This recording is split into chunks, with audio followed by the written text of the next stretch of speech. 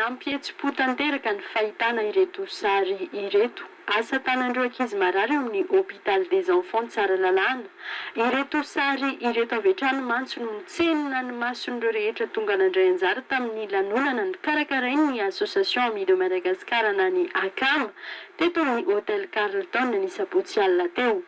Ny vola rehetra voangona mandritra ny Bollywood show dia entina nanganana ny rihana faharoa amin'ny pavillon numéro 4 eo amin'ny hôpital des enfants Tsaralalàna.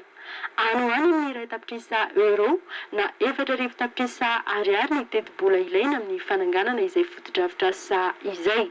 Be dia be ny olona tonga androany alina amin'izao fanampiana izao atao amin'ny fanamboarana hôpital zao. Ary mbola mangataka ny tenanay satria samy manana zaza marary angamba antsika rehetra ny fianakaviana ka zava-be raha ohatra ka ho tafavoaka antsika rehetra ny fanamboarana tezao hôpitalina zazakely tompolasy tompovavy. Ny haben'ny hôpital zany dia 3,500 metra carré. Ao anatin'ny fotoana fohy dia tsy maintsy ho vita ny asa ary ho vatsiana fitaovana ihany koa ny efitrano tsirairay.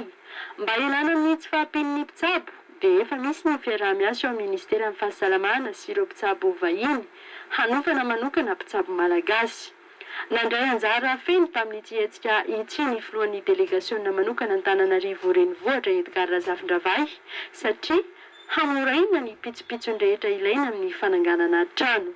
Nampiavaka ny lanonana ny fahitana ireo teratany indianina nanao fitafy nentim-paharazana. Nanafana ny Bollywood show ny mpanakanto indianina Samir Date sy Dipali mampatsiahy irony horonan-tsary mihetsika fahita ny fahitalavitra irony seho teto. Rafitra nandiha ireo rehetra ho fiaraha-mifaly amin'ireo zaza malagasy marary hahazo fitsaboana sahaza azy tsirairay avy.